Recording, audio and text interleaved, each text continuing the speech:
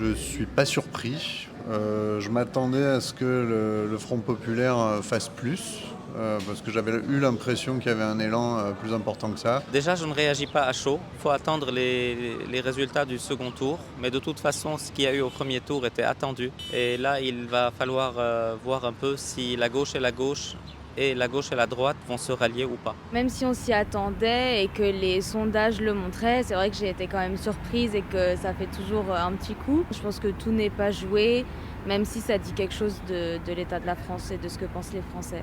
Je suis absolument horrifiée par le score du Rassemblement national, dégoûtée de la campagne médiatique qu'il y a eu pour justement diaboliser à fond la gauche et rapprocher la gauche de l'extrême droite en disant les deux sont des extrêmes, les deux sont affreux.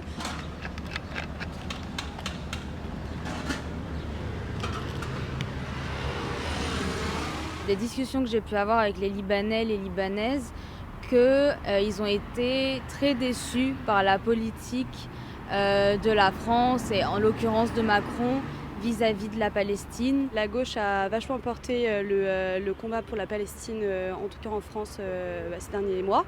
Et comme le Liban est quand même très proche, même géographiquement, de ce pays, j'imagine que c'est aussi un moyen de témoigner leur soutien à leurs voisins. Je ne sais pas si les franco-libanais qui avaient l'habitude d'être peut-être plus à droite sont partis maintenant en France et donc votent plus dans cette circonscription.